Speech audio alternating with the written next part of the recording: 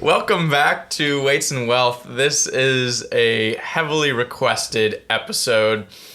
It is our Micronutrient MegaEpisode, parenthesis S, because we're going to split it up because it'll be kind of long. So in this first part, we'll talk about vitamins, and in the next part, we will talk about minerals. But before we get started, let's do our house cleaning stuff. We've got a shout out on this episode. It goes out to Rachel and John from Charleston, South Carolina. Some loyal listeners who have shared the show with their friends. We'd like to thank Rachel and John for supporting the show. And we've got Weights Wisdom for this week as well. The Weights Wisdom goes right in line with what we'll be talking about. The wisdom is to get your blood work done. You can see what you are deficient in when you get your blood work done. Nick, have you ever done your blood work? I have not. Should I? How do you know if you're healthy? I don't know. Maybe we'll do Nick's blood work and do a live reveal on the show. We could, yeah. Could. That'd be kind of fun. I personally do my blood work quarterly just so I can see where everything's at, especially for me with stuff like Ranger School, being able to see where my markers are and trying to get healthy again after Ranger School. We will be doing an episode on testosterone where we can do a little bit of a dive into my blood work with my hormones before and after Ranger School as I got my levels back up. So we can go into that in the testosterone episode. But yeah, get your blood work done. If your doctors won't do it for you, there are outside sources outside of your insurance that you can use. And if you have questions about some of those resources, just DM us and we'll let you know some of the companies that you can go through to get your blood work done if your insurance won't pay for it. Our intro article for today comes from Science Daily. Nick, this one might shock you. Mm-hmm. All right. This review strengthens evidence that repetitive head impacts can cause CTE. Wow. Did you know that repetitive head impacts cause CTE, Nick? Is this some breaking news article or I think they tried to be. What? They said 97% of CTE cases that they analyzed had a history of repetitive head impacts. This is out of Boston University, so some really shocking stuff there. I'm glad we have researchers that are really diving into the causes behind some of the problems that plague our society. All right, so a couple weeks ago, Nick was over here. We're in my parents' house right now, hence the blank bedroom wall here behind us, but Nick was over and we gave him some raw milk out of the fridge because we drink raw milk. And Nick did not shake up the raw milk before drinking it. Wait, no. This was a couple months ago now. I went to some natural food store or something and I saw raw milk and I was like, oh, I've heard about this and I just want to try it because I've heard it's pretty good. So when I got home, I just poured it right into a cup and I was like, this is really creamy. This is so much more creamy than regular milk. Turns out you're supposed to shake it up beforehand because all the fat goes to the top. So what happens with the raw milk, it's not homogenized and pasteurized, so the fat isn't mixed into the rest of the milk. It just rises to the top, as Nick said. So yeah, it'd be very creamy if you don't mix it up. And then the rest was super watery because I drank all the cream the first go around. So many jokes we could make there, but we'll just move on. I feel like Nick's been the target of a lot of our jokes lately. Yeah. All right. So some vocabulary to go through before we get started here. A vitamin is an organic compound that is required by the body, and it can only be acquired through food. And minerals are inorganic nutrients and compounds that are essential to structures and metabolic functions. So as I said in this first episode, we will go through vitamins. And something important to realize before we get started is that consumption does not equal absorption. Just because you consume 100 grams of something doesn't mean you absorb all of it, right? We've talked about this before with protein and how different protein sources have different levels of bioavailability, meaning you absorb different amounts. So something we've talked about before with the proteins is that many animal sources of protein are more bioavailable than plant sources, meaning you absorb more of the protein in some of those animal sources than plant sources. The same tends to be true with a lot of micronutrients, a lot of the vitamins and minerals. There will be different forms of these compounds, and a lot of times the forms in the animal sources are much more bioavailable than some of the plant sources, and we'll go through that on a case-by-case basis. Okay, yeah, I know you'll probably touch on this later, but do we know kind of what makes something bioavailable? It depends on like the case-by-case basis what we're looking at. If you've taken organic chemistry or like a biochemistry class, there are different isomers of different molecules where basically if you have like, I'm trying to think of the best way to explain this in beginner fashion. I think if you have a mirror, say I had a mirror and you flipped something over that mirror, like a hand, right? The shape of it is the same, right? Mm-hmm. But the way that it's oriented is different, right? So like my hands are not the same right now. If you're watching the video, or like if you put something through over a mirror, or if like you folded a piece of paper, the orientation of that thing is different now, right? Okay. So it's the same shape. Both my hands are the same shape, but one of them is facing the left, one of them is facing the right.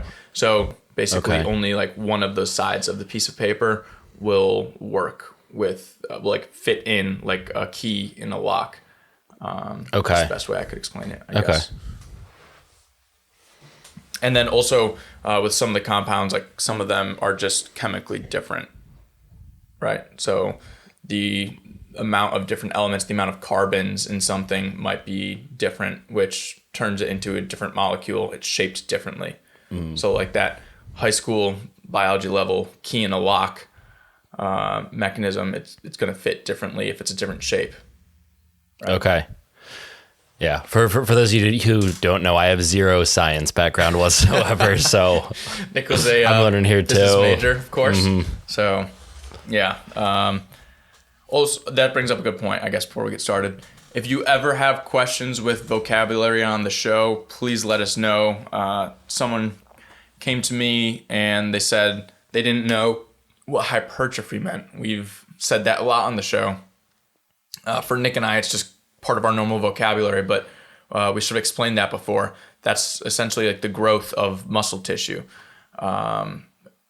Atrophy would be the breaking down of muscle tissue, right? So if you ever have any questions with vocabulary like that, please let us know. We do try to explain things, me on the fitness side and Nick on the financial side, at a very base level. That's our job here, trying to get that information to you. Sometimes we do a better job than others, but if we ever say something and didn't explain it, please let us know so that we can help not just you, but the rest of the audience as well. All right, moving on to vitamins. There are fat-soluble vitamins, which means they need to be eaten with fat and they're absorbed in fat, and they will stay in your body because they are absorbed into that fat tissue. So fat-soluble vitamins are A, D, E, and K, and water-soluble vitamins, which will just like go in. You can absorb them just taking them with water, and you'll pee them out. So you can't really store them in your body for any length of time.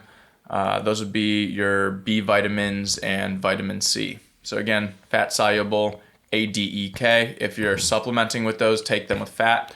And water soluble would be B vitamins and C vitamin, vitamin C. And so with vitamin C and the B vitamins, it's a lot harder to overdose on those because your body won't really retain them. Okay, so if I'm taking like a vitamin D supplement, I should be eating fat with that? Yeah, I would take it with some sort of fat. It's Okay. like if I'm supplementing with vitamin D in the winter, I'll supplement with vitamin D usually. I'll usually just like take that when I'm eating a cheese snack. Okay. Eat a lot of cheese. So. All right, vitamin A. The role of vitamin A in the body is, you've probably heard before, it's important for your vision and your eye health. And then also it's important in cellular growth and development. So when you have a vitamin A deficiency, you could run into vision issues like night blindness. And then also with cellular growth and development, you can run into dry skin, mucous membrane issues, slow growth, susceptibility to infections, basically problems with slow cell regeneration. 43% of the population is deficient in vitamin A, so that's a pretty large percentage.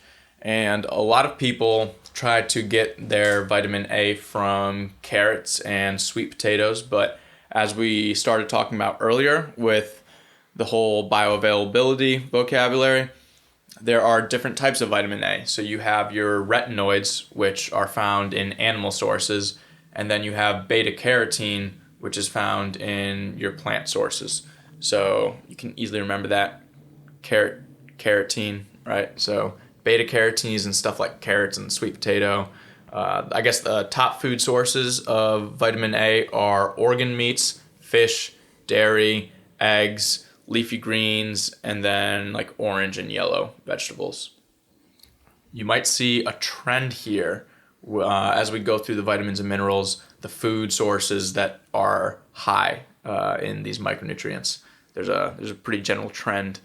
And then all this information, I started to learn about which sources of food, vitamins and minerals were high in when I took a sports nutrition course. And as I was going through the section of the textbook that was on vitamins and minerals, I kept seeing the same foods over and over again. And this is when I started getting into like eating a lot of red meat and eggs. It was junior year of college, I guess. But you'll see as we go through, meat and eggs and organ meats especially, and fish are very good sources of a lot of these micronutrients. I think that's everything I had with vitamin A. I'm not sure if I fully explained it, but retinoids are in animal sources and beta carotenes in plant sources. And retinol is like 6 times more bioavailable. Your body will absorb and use it 6 times more than the beta carotene version. Okay, so it's not that there's more vitamin A in meat, it's that your body absorbs it better? Yeah, well, it's both. No, both. Okay. Yeah. So with a lot of, if you look at like nutrition facts and you would compare the nutrition facts of different things and you see like vitamin A on 2 foods, one of them could have more of a micronutrient, but have a very low bioavailability, so that the amount that you absorb of a food that has less of that micronutrient is actually a better source of that. Okay. Yeah, I think liver is one of the things that's the one of the vitamins that's super high in liver. Yes. And I think that's why why you're not supposed to really eat more than a quarter pound a day or something like that. Yeah, the concern with eating too much liver is overdosing on vitamin A. Liver's very, very high in vitamin A, and as we said, A, D, E, and K are those fat-soluble vitamins that your body can hold on to and build up. Okay, and because they're fat-soluble, you don't like excrete them ever? Well, you don't pee them out, like a B vitamin. Okay, Yeah. and which is why you can overdose on them because it builds up and... Yeah, it builds up, yep. Okay. Next, we've got vitamin D, or as Alex over here calls it, vitamin S for sunshine.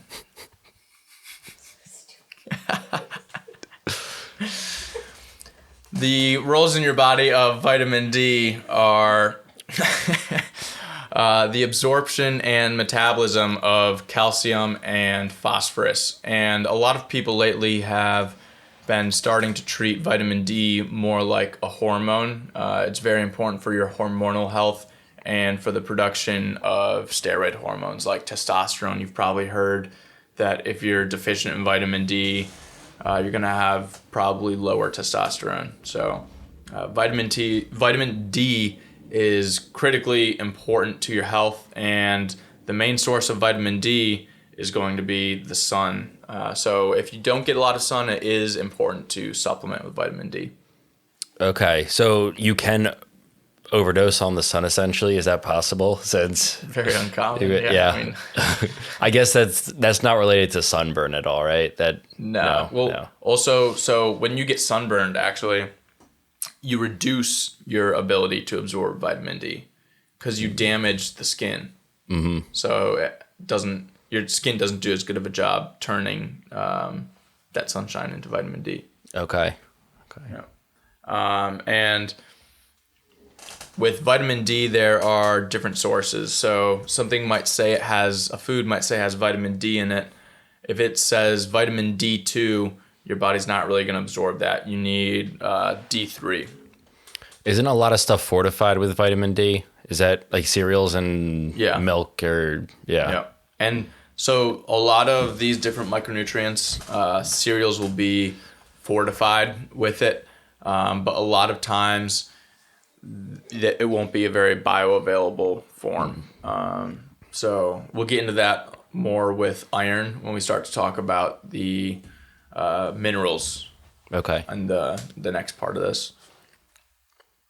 Some symptoms that you can have with deficiency of vitamin D is rickets, osteoporosis, these different bone abnormalities, calcium and phosphorus, as we said. Vitamin D plays a critical role in the absorption and regulation of that, and your bones are made of calcium and phosphorus. So if you have low vitamin D, you start to run into different problems, and you can be deficient in calcium and phosphorus as well. And then they also increase your parathyroid hormone production, and when this happens over a long period of time, it leads to weight gain, like fat gain. So this is where, like when we talked with Katie in the naturopathic medicine interview, and she was saying how NDs consider getting sunlight as like part of treatment that they'll often go to. I mean, that's like a scientifically seen application of that. A lot of these things in naturopathic medicine or those recommendations have a lot of scientific validity behind them. It's not just like Eastern medicine or naturopathic medicine. Like it's real, and with a lot of those things that in the past might have been anecdote, there's actually science behind it. It just takes time for the science to catch up to the anecdote sometimes. Yeah. Does sunscreen block your body from absorbing vitamin D even if you're out in the sun? Yeah, I have no idea. Okay. That's a good question. Maybe we'll look into that. See if I can find any research on that. As you may have learned during COVID, 94.3% of the population is deficient in vitamin D. That was something that people started to learn during COVID, and why a lot of people started supplementing with vitamin D. So a lot of people take 5,000 or 10,000 IU a day. That's like a normal dose that people supplement with. And can your body absorb supplements well? That's something I've always heard about taking a vitamin, is that your body just doesn't absorb it very well. Yeah, so again, it depends on the form of that vitamin. Just from doing my blood work, I can see a notable difference in my 25-hydroxy vitamin D levels from before and after I started taking vitamin D. It shot up from like 30 to 51. So that's like obviously a substantial increase, and that was over the winter when I wasn't outside as much. So I know that the supplementation that I did with vitamin D this past winter helped my levels of vitamin D. Okay. So, and is that something that'll be brand to brand in general? Yeah. Because you could be getting, with supplements, you don't always know exactly what you're getting. Is part of the trouble. And something might just say like vitamin D or vitamin B, but it might have a different form of that vitamin or mineral. Gotcha. Okay. So again, with vitamin D, you want to make sure you're getting vitamin D3, not D2. And some food sources, although they're very, very low in vitamin D, you really do need the sun or supplementing with it, would be liver oil, fish, eggs to a certain extent, and butter or mushrooms. But again, those are all pretty low compared to what you should be getting from the sun. So does the sun actually how does that happen? Does your body make the vitamin D, or is there a vitamin D in the sun rays? Yeah, so your body takes precursors to the vitamin D, like building blocks, essentially. And then when the sun hits your skin, I don't know the exact process. I'd have to do a deeper dive on it. But your sun transforms those precursors into the form of vitamin D that your body can use. Okay.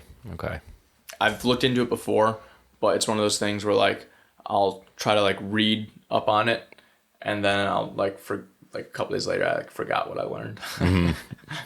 Probably means I didn't understand it very well. But next we've got vitamin E. The major roles of vitamin E in your body is your reproductive health and antioxidant activity. Antioxidants chase down those free radicals that you've heard from all the headlines cause cancer. So antioxidants are very important. And then to a lesser extent, vitamin E is also involved in red blood cell and platelet synthesis. So it plays a role in creating blood, especially if you have lost blood and you need more. And then it lowers blood lactate levels and regulates energy metabolism and DNA and RNA synthesis. Something you'll see with a lot of these vitamins and minerals is a lot of them will have overlapping or the same kind of effects on the body, whether it's all the different things that are involved in DNA and RNA synthesis or the different antioxidants in your body. A lot of these different vitamins and minerals contribute to the same things, I guess. Be a good way to put it. Symptoms with deficiency are anemia, dermatitis, muscle weakness, red blood cell rupture, abnormal fat storage, and the deficiency of vitamin E isn't that common. There are a lot of different forms. So there's the primary form of vitamin E is alpha tocopherol, and a lot of people are deficient in that one, but they have high levels of other forms of vitamin E. So in a lot of places, you might find that vitamin E deficiency is rare, but the main antioxidant form of vitamin E is deficient with a lot of people. I think it's 88.5% deficient in that main antioxidant form of vitamin E. So there are multiple types of vitamin E? Yeah, so just like with vitamin A, how there were all the different retinoids and beta-carotene, or the carotenoids, with vitamin E, there's different tocopherols and tocotrienols. So this is something that I mentioned earlier with the different vitamins. There's going to be a lot of different forms of these vitamins that have different levels of bioavailability. Okay. Did you go over foods that have it? Oh, no, I didn't. Your top food sources of vitamin E are going to be nuts and seeds, and then fruits and leafy greens have a small amount of vitamin E as well. Okay. So do you know why people might not? I mean, because I don't eat many nuts or anything like that at all. So I don't either. I do eat fruit. If you're asking why someone like a carnivore might be deficient in vitamin E, they probably are deficient in that alpha tocopherol. They're probably making up part of that 88%. Okay. But they're probably getting enough. I don't know. Maybe they're not getting enough vitamin E. I've never seen vitamin E deficiency anywhere as being an issue for people. Okay. Vitamin K. Vitamin K is a coenzyme essential for clotting activity in your blood, and it also plays an important role in bone health along with calcium and vitamin D. So a lot of times you'll see people say that you need to supplement with vitamin D and vitamin K2 and magnesium if you're deficient in vitamin D or in calcium, because they work synergistically. So symptoms with deficiency are increased hemorrhaging and calcium deposits in your arteries, which leads to cardiovascular disease. So when we were talking about vitamin D, we mentioned how it controls calcium absorption. So I mentioned vitamin K and vitamin D work synergistically together. So if your vitamin K is low, if you're deficient, you might not be absorbing the calcium that you're intaking. And when you hear about like plaque or clots in the heart that lead to different cardiovascular diseases and heart attacks, it's calcium that's hardening in the arteries. So it's not necessarily cholesterol that's blocking them. It's calcium that's hardening the arteries. And there's a lot of debate on this with like medical literature, but it seems like a lot of the tide is turning from the old hypothesis to this kind of newer hypothesis that it's inflammation and then calcium deposits that are the true cause of cardiovascular disease. Okay, so vitamin K will help prevent that? Yes, vitamin K will help with like preventing deposits of calcium in your arterial walls. Again, this is not medical advice, but this is what the current scientific literature and the consensus is starting to turn towards. Because we always learn more over time, and you can never be completely correct about anything. Mm-hmm. Yeah. I mean, I was just watching some video the other day where this guy was talking about how experts talk versus people who don't know what they're talking about. People who don't know what they're talking about sound completely sure of themselves, whereas experts are like, this is what we're currently thinking. Yeah. And where they sound almost unsure of what they're talking about. It's that Dunning-Kruger effect that we've talked about several times. Yeah, if someone ever sounds completely 100% sure about something and they don't leave any room for a possible change in their decision making or their opinion, then they might not be the best person to listen to. Mm-hmm. The percent of the population deficient in vitamin K is 66.9%. Some of the top food sources of vitamin K are cheese, leafy greens, eggs, dairy, blueberries, and figs. Some weird fruits made it on there for some reason. And is that not in liver? Sorry. Yes, vitamin K? Yes. Did you say liver? Liver. Okay. It's not on here, but I do know that there is vitamin K in liver. Okay. The bioavailability with vitamin K. Wow, my tongue is starting to slow down here.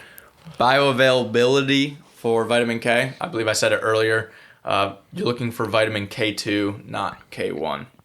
K2 is found in fermented and animal products, and K1 is found in leafy greens, but your liver rapidly clears vitamin K1. So again, this is where we start to see that animal form of these vitamins and minerals being more absorbed by your body than the plant forms. Not that plants are bad for you, but just that animal foods, your body absorbs a little bit more of them. Mm-hmm. With vitamin C, aka you might hear it known or labeled as ascorbic acid. Vitamin C's roles in your body are the formation and maintenance of collagen, and as most people know it for, boosting your immune system. It also promotes healthy gums, capillaries, teeth, and aids in iron absorption and helps wounds heal. Again, we said formation and maintenance of collagen. So injuries healing, you might want to supplement with vitamin C. It might not help, but if you're deficient in it, then it would help a little bit. So Textbook sign of deficiency is scurvy. You always hear people, yeah. That's what I was going to say. The pirates with their scurvy. Yeah. It's what we learned in elementary school. Eat your oranges and your limes so that you don't get scurvy. There is small trace amounts of vitamin C in meat, but obviously that's not like one of the better sources. But if you're worried about going carnivore, again, we don't recommend carnivore, but a lot of people do it, so we do address it. You won't usually have vitamin C deficiency with carnivore because the amount of meat you're eating, even though there's only a little bit in it, since you're eating so much of it, if you're only eating meat, you'll get enough. Dr. Sean Baker has gone into this several times and gone through his blood work and his vitamin C levels and shown that after like 7 years of doing carnivore, he doesn't have scurvy. So. Is this a common deficiency? Because I feel like I don't hear about it too much, and it's also in a lot. I mean, like orange juice, a ton of people drink orange juice. Yeah. So there's like a 39% deficiency with vitamin C, but a deficiency doesn't mean like a critical error type deficiency where you're going to die immediately. It just might mean that some of those processes, like the formation and maintenance of collagen, might be slowed down from you being a little deficient. Right? Okay. And the top food sources, as we mentioned with vitamin C, are going to be citrus fruit and then to a lesser extent vegetables. So if you're a plant person, you get a win in this category, I guess. Is this the one win for the duration of the 2 episodes? There might be one or two other ones. The next vitamin. Okay, now we're going into B vitamins. So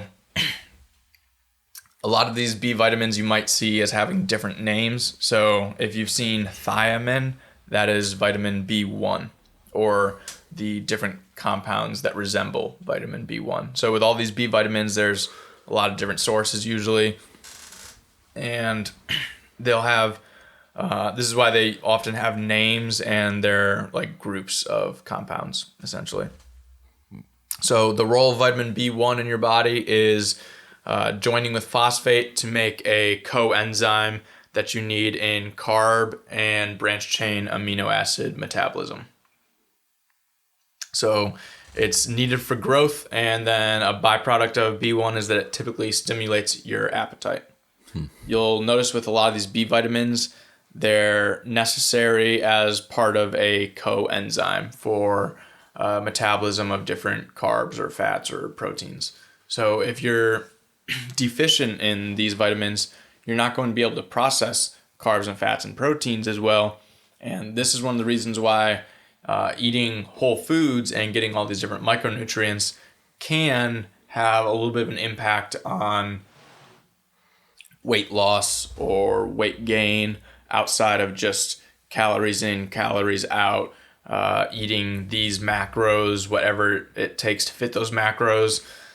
This is where you can start to see that these micronutrients also play a little role in that equation as well.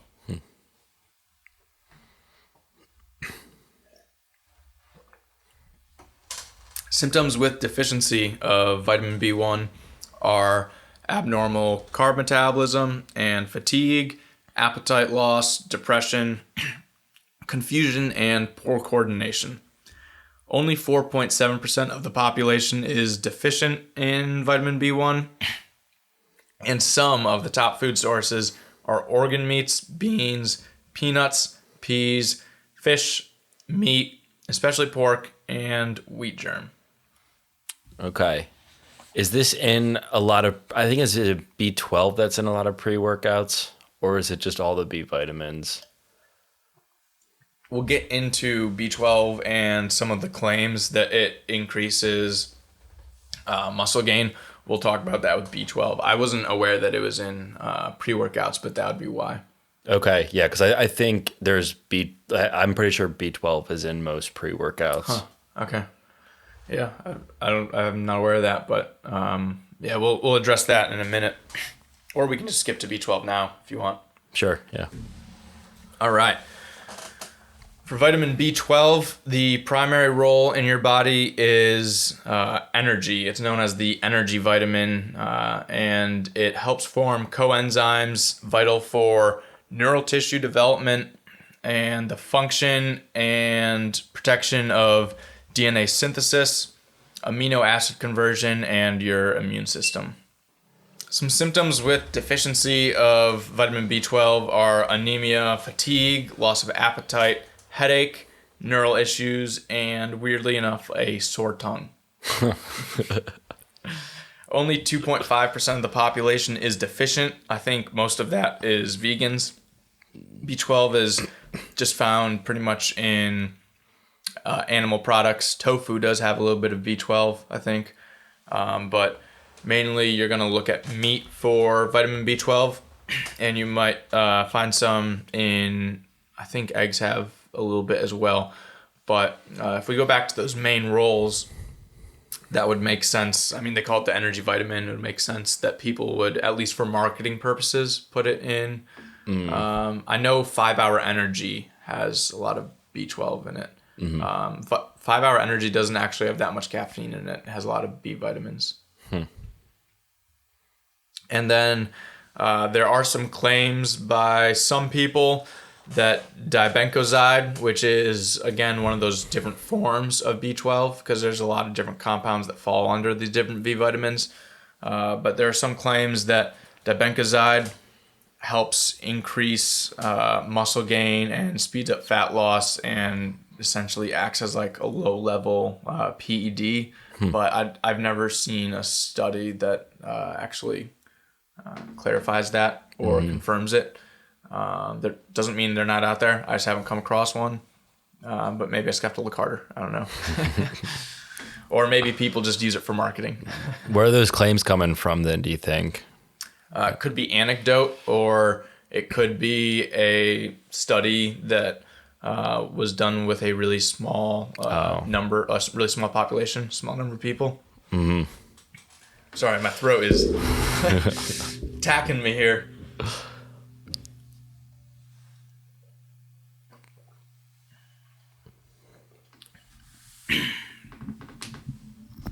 Okay, vitamin B2, also known as riboflavin. It's part of 2 coenzymes. They produce energy from carbs and fatty acids and some amino acids. So again, like I was talking about with vitamin B1, a lot of these B vitamins are very important in carb, fat, and protein metabolism. And B2 also plays a minor role in skin, eye, and nerve health, and also your red blood cell and iron levels, so involved in the blood as well. Some symptoms with deficiency are inflamed lips, cracked skin, cataracts in your eyes, dermatitis, depression, nervousness, and irritability. Only 2.1% of the population is deficient. As you'll notice with most of these B vitamins, not many people are deficient in them because they're found in a variety of food sources, especially animal sources, and you don't need a ton of them. Any questions there? I guess food sources, did I skip? Meat, especially chicken. So B1 was higher in pork. B2 is higher in chicken and poultry. And then also fish, dairy, nuts, green veggies, and kidney and liver, your organ meats. Okay. Are these population deficiency percentages, is that worldwide or is that just U.S.? I believe it's U.S. Okay. I got them from Oklahoma State. I guess it wasn't like a study, but Oklahoma State has a list in, I'm not sure if it was a meta-analysis or a study, honestly, but they have a list of different percentages of deficiencies. Okay. Vitamin B6 we'll start at vitamin B3, also known as niacin. Just like B2, it's part of 2 coenzymes. One of those is a pretty famous one you may have heard of called NAD, which is vital to energy production. Some people do like NAD IVs for energy. I don't know. People do all sorts of things when they have a lot of money, I guess. And then it's also important in glycolysis and carbon protein metabolism, and fatty acid and steroid synthesis. It helps regulate your cholesterol, a steroid, sterol, and blood triglyceride levels. So vitamin B3 is very important for your fats and your different steroid or sterol compounds or hormones. And excessive intake of vitamin B3 can lead to depleting glycogen stores. Glycogen is essentially the carbs that are stored in your muscles, carbs and water, and blocks the use of fatty acids for energy and leads to faster fatigue. Some symptoms with deficiency are depression, confusion, increased body fat, headaches, and fatigue. And some of the top food sources are lean meats, potatoes, beans or legumes, whole grains, and nuts. So with these B vitamins, it's kind of more of the same. But we'll finish out with B6 and B9. I'll try to speed through these. Vitamin B6, also called pyroxidine. More coenzymes here with vitamin B6. Big surprise. And it mostly helps with amino acid metabolism. As your protein intake increases, so does your B6 requirement because it is involved with amino acid metabolism. So there's the importance of whole foods if you're eating a lot of protein, right? Yeah. Does this get into why some people say that you can't, or that it's pointless to eat over a certain amount of protein a day because your body won't absorb it? So I think, or is that different? I'm just going to assume, because that sounds a lot like another claim about not being able to absorb more than a certain amount at once. I'm going to assume that's like part of that argument, but that is not a true argument that's put forth by the supplement companies to get you to eat like 30 grams of protein at once, so that you go for the shake instead of like a larger meal. But your body can absorb a lot of protein, and the way that you can tell if you're at your upper limit of protein is if you start having like digestive issues from eating too much protein at once. But your body can absorb a lot of protein. It's very rare that someone tries to eat too much protein because it's expensive and it fills you up. So yeah, I mean, I was getting there. I have no idea how many grams I was eating a day, but probably like 300 or so in the summer. That's high. But yeah. How many pounds of beef were you eating? I think I was eating probably 3 pounds of meat a day. Wow. So, and what, there's like 80 grams in 1 pound or so of beef. 80, 90. It depends on the percent fat, like how lean it is. We were on vitamin B6. Some of the symptoms of deficiency of B6 are depression, skin issues, poor wound healing, again, anemia, fatigue, and seizures. 9.5% of the population is somewhat deficient in vitamin B6, and the top food sources are chicken, fish, organ meats, eggs, rice, soy, bananas, lima beans, peanuts, and walnuts. So you got a lot there. Again, these B vitamins, they're in a lot of different foods. As long as you're eating whole foods, you really should be good. The last one we've got here, folate or vitamin B9. The roles in the body are DNA and RNA formation and synthesis and cell division. If folate sounds familiar, it's probably because it's in like prenatals, and it's important for pregnant women because of what I just listed off there, the DNA and RNA formation and synthesis and cell division. Of course, when you're growing a baby inside of you, it's important to have those functions. And then also red blood cell and B12 formation. So very important for rapidly growing tissue. About 9.5% of the population is deficient in folate. And the top food sources are beef, lamb, pork, liver, eggs, leafy greens, and most grains and cereals are fortified with B9. So you've got the natural form, folate, and then folic acid, which is the synthetic form of folate, and which is what is added to those different cereals and grains, or often supplemented with. The thing is, the synthetic form, folic acid, if you have a lot of folic acid that builds up, it can become toxic. So this is where supplementing with folate, or if you're actually supplementing with folic acid, can become kind of dangerous. So if you're pregnant or planning on becoming pregnant, you should probably talk to your doctor about your folate or folic acid levels or supplementation. Again, probably shouldn't come to us for medical advice. We're just a trainer and accountant trying to give you the best information we can.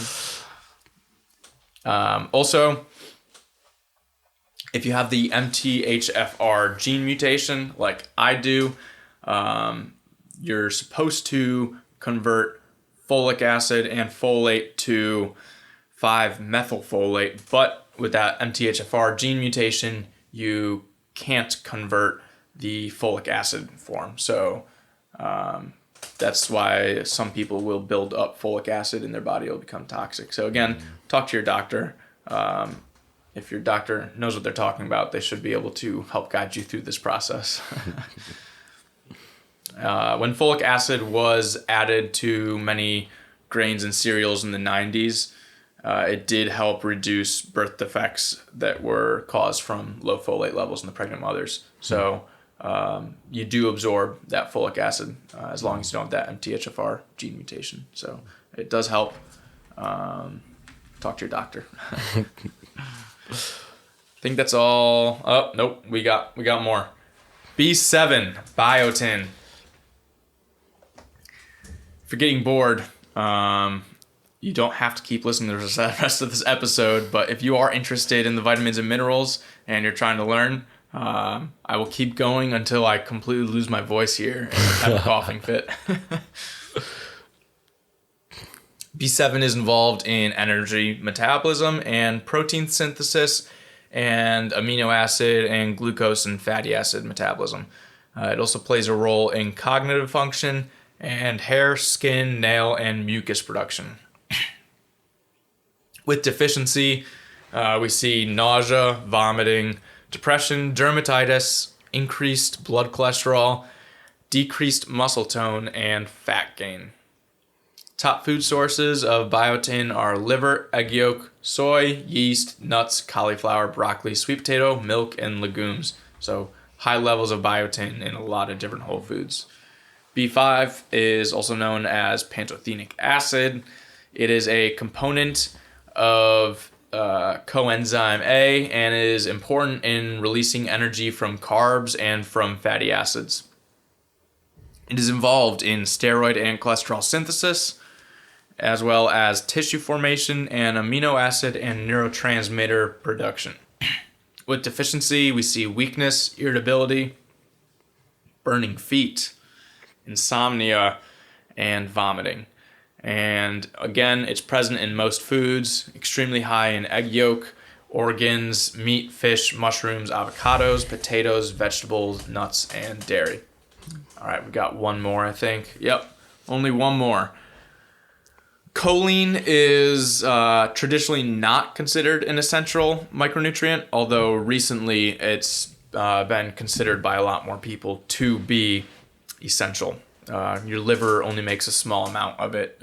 So in the past, people would say it's not essential because your body makes it, but your liver makes such a small amount that a lot of people argue is not enough, and you do need to eat or consume choline. So choline is critical for fatty acid metabolism, liver function, and the structural integrity of your cell membranes, and prevents the deposit of fat in your liver. So with deficiency, you can see non-alcohol fatty liver disease, and then memory and neurological issues, and decreased nervous system function. Now, the thing with choline is 91.7% of people are deficient in choline. So you really should be trying to eat foods that do have choline in them. Some of the top food sources are eggs, heart and other organ meats, meat, milk, fish, cruciferous vegetables, and some nuts and seeds. So just make sure you're eating those foods. Those foods are basically the foods that are listed for all these different micronutrients. So if you're eating meat, dairy, cruciferous vegetables, leafy greens. What's a cruciferous vegetable? Cruciferous vegetable is like broccoli, something that has like some bulk to it, I guess you could say. It's like fiber and bulk. Okay.